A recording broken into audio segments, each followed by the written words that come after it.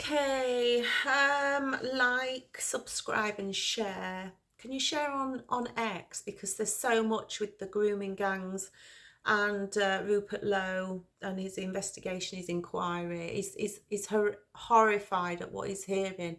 He's actually written a letter to the Home Secretary, I think, regarding I need to look again, but apparently some of these girls that had passports were trafficked out to Pakistan and married and literally stolen out of their own country. So section 6A, how psychology is used to collapse sexual abuse allegations. I've already touched on psychology, Sigmund Freud and Richard Gardner and 1858, and something else that became unmistakably clear. Sexual abuse allegations do not fail in family court by accident. They are engineered to collapse. This is not because the allegations are weak. It is because the court is not asking whether abuse happened. It is asking who is easier to control. Family courts are not truth-finding courts. As I keep saying, I need this to sink in because people can't believe what I'm saying. They are risk allocation courts. And once that framework is understood, everything else makes sense. So please understand, they are not truth-finding courts. From abuse allegation to psychological reframing. When a child discloses sexual abuse, there are only two possible explanations. The abuse happened. The disclosure is not genuine. Okay? I'll say that again. When a child discloses sexual abuse, there are only two possible explanations. The abuse happened. The disclosure is not genuine. In a criminal court, the first explanation is tested if the abuse happened. In family court, the second explanation is preferred. The disclosure is not genuine. Because if abuse is accepted as possible, police must act. Criminal thresholds apply, evidence must be gathered, and the state risks exposure, liability, and public accountability. But if the disclosure can be reframed as coaching, if you Google me, Vicky Haigh, Victoria Haigh, you'll see lots and lots and lots, mainstream media, newspapers that I was accused, found to have coached my daughter. Okay? Yes, so that's why I set this channel up, and it's all coming together. So if the disclosure can be reframed as coaching, fabrication, emotional harm caused by the mother, I got accused of that as well, or false belief, then no crime needs to be investigated at all. This is where psychology enters the process, not to protect children, but to neutralize allegations. The role of expert psychology. Local authorities do not rely on practicing clinicians who treat patients. They rely on court-facing assessors whose role is not healing, but classification. I hope you understand that. Okay, well, anyway, I'll clarify later on what I mean. So basically, these psychologists just tick boxes. These psychologists are instructed to answer one central question: which parent represents the greater risk to the system? And in cases involving abuse allegations, the answer is almost always the mother. Because the mother is distressed, persistent, refusing to move on, unwilling to cooperate with unsafe contact. and challenging authority. Don't do that, mothers. Don't you challenge authority. You just hand your child over. It doesn't matter. This resistance is then pathologized, not as courage, not as protection, but as disorder.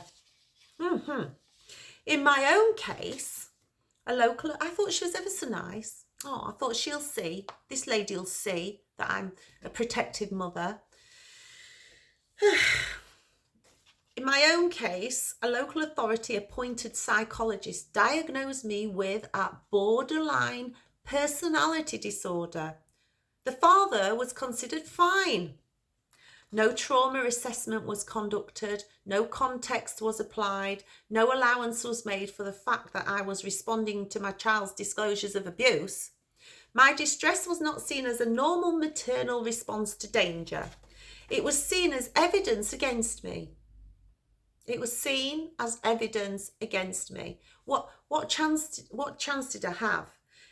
You know, this is why I've done this channel, because I've lived this experience, and everybody needs to really know what's happening.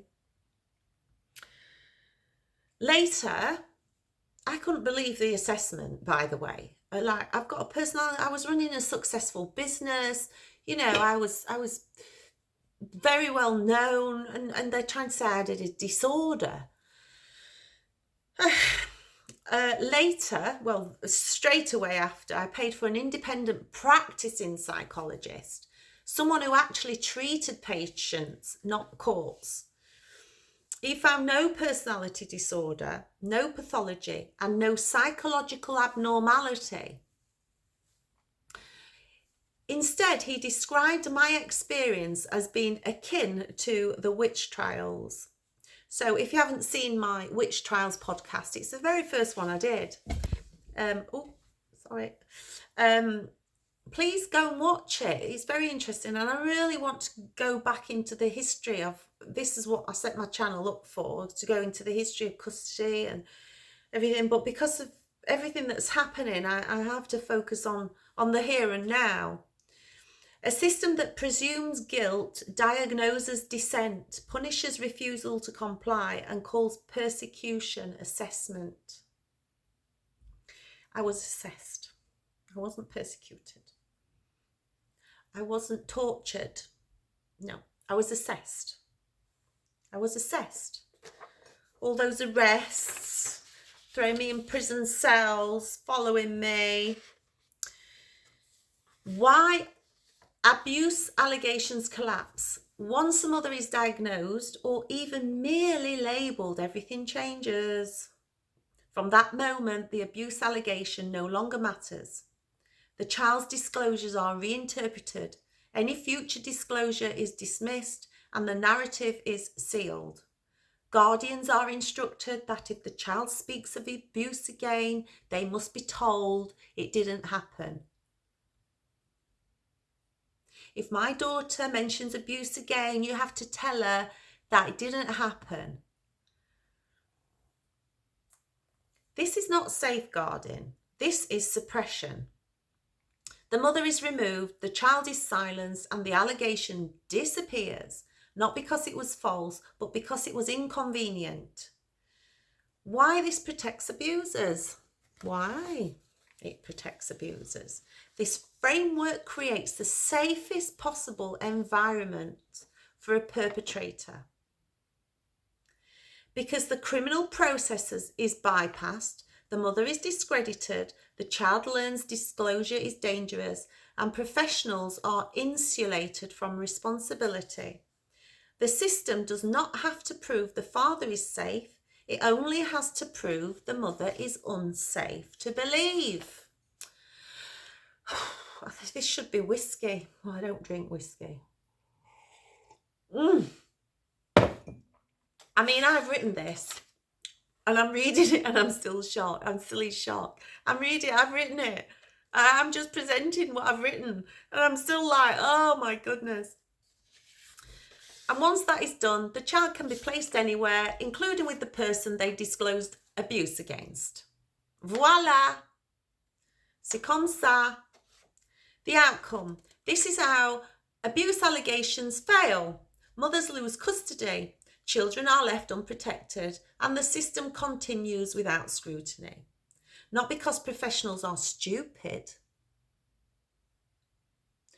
not because evidence is weak, but because the structure demands it. It's designed like this. This is not a failure of individual morality alone. It is the predictable outcome of a system designed to manage risk, avoid accountability, and maintain control. And once you see that, you can never unsee it. I hope you're all getting the picture, because I feel like I'm repeating myself. Okay, last section. I got 10 minutes, so I'll read the section 7. When a mother refuses to comply, I'll have to read this because this is me. I refused to comply. I wasn't listening to all their bull crap. Like, you've got to admit you coach your daughter, gaslighting me. I'm like, no, darling, I ain't admitting anything I never did. Jesus, what would they have done to me if I admitted stuff? They would have turned it into a criminal offence and shoved me in prison for 15 years or something. Okay, this section explains what happens when a mother does not comply with a system that has already decided the outcome. After my daughter disclosed sexual abuse, I did what any mother would do. I believed her. I tried to protect her. I went to the police, I went to doctors, I went to school, I raised concerns repeatedly, even after she was taken from my care. What I did not understand at the time was that the system was not designed to respond to protection. It was designed to respond to compliance. Once family court proceedings began, I was warned, not gently, but clearly, that continuing to raise sexual abuse allegations would cost me my child. They were persuading me not to mention it in court, not to get it on the court records. And at the time, I thought everybody was bonkers. My own barrister told me this. She said she had seen children taken for less. When I challenged her in disbelief, she replied, "That's the system. What are you going to do about it? Start a revolution?" And I actually, like, she must have seen the shock on my face. I could not accept this. I refused to agree to a narrative that I knew was untrue. I refused to sign documents stating I was happy for my daughter to live with her father when my daughter had told me she was being abused. Contact with my child was used as leverage to coerce my silence. When I breached contact orders to protect my daughter, I was punished. Penalty notices were added. I received a suspended prison sentence. Later, I was summoned to a High Court give cause hearing while heavily pregnant, where I was told to justify why I should not be imprisoned. These hearings were private. My liberty was threatened behind closed doors. At no point was there a public examination of why I was acting as I was. At no point was the underlying abuse allegation properly investigated. The focus was always on my behaviour, not on my child's safety. I went to members of parliament. I spoke at parliamentary meetings. I spoke to journalists. I attended protests and rallies. I appeared on foreign television and I appeared on radio, and I do have a radio interview next week as well. So I'll put those details on my channel. I did all of this because I believed that if enough light was shone on what was happening, my daughter could still be protected. One MP publicly named me in Parliament and stated that attempts to imprison me for speaking at a parliamentary meeting were unconstitutional. Despite this, applications continued. I was arrested multiple times. I was recalled to prison after my original sentence. Each time the message was the same. Stop, comply, be quiet. Can't you just shut up? Just shut up. Zip. I lost my business, I lost my career, I lost my credibility, I lost my liberty. Eventually, I lost my country. I left the UK, not because I wanted to, but because I could see that once one child had been taken, it becomes much easier for the system to take another. I had a very valuable commodity. Yeah, very valuable to the system. And once I realised that it was all about the money, there was no way I was staying. I was frightened. I was scared. I'm not scared of anybody, but I was scared of the system because I knew the system was corrupt. And I knew that if they got my baby, I would bloody never get her back. And it was hard enough living without one baby, but to live without two, I wouldn't have survived. I just wouldn't. And I am a strong woman. People later told me to live my life, stop campaigning. But which life was I meant to live? The life I had before family court, my successful, respected, independent life, it was destroyed by the system. What remained was exile, silence, and separation from my child. The truth is this: I was never trying to destroy anything. I was trying to protect my child. What the system could not tolerate was not my anger or my grief or my persistence. What it could not tolerate was my refusal to comply with a false narrative. This is what happens when a mother refuses to comply. She is not disproved. She is neutralized. Well, anyway, that's the series. It's 17 minutes. I don't feel very neutralized today. I feel quite strong. I'm within my power, I'm within my authority, and I hold the truth. And a system to continue to work has to be legitimate. And I think the system now is losing its legitimacy. Thank you to Rupert Lowe for raising £600,000 to do this inquiry, which is public and everybody can see. But please, I'm going to do a podcast for Rupert. I'm going to directly direct my podcast at him because I still don't think he gets it, even though he's listening to all these girls every day, all day. I think he's finding it really difficult.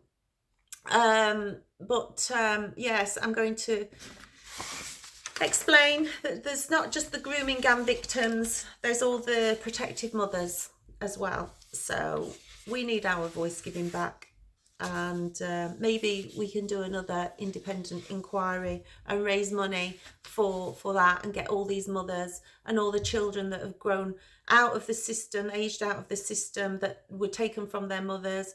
Maybe they can be part of the inquiry too. Anyway, I'm going to leave it there. Thank you for listening. Please like, share, get this. Well, you know, my goal for my channel is to have 100,000 subscribers by the end of the year. We're only growing, but I want to grow authentically, and I want to build a community, and we can do this. I want some whistleblowers from the system to contact me too, please, because you know what's happening. Don't worry, I'll protect you. Thank you. Bye.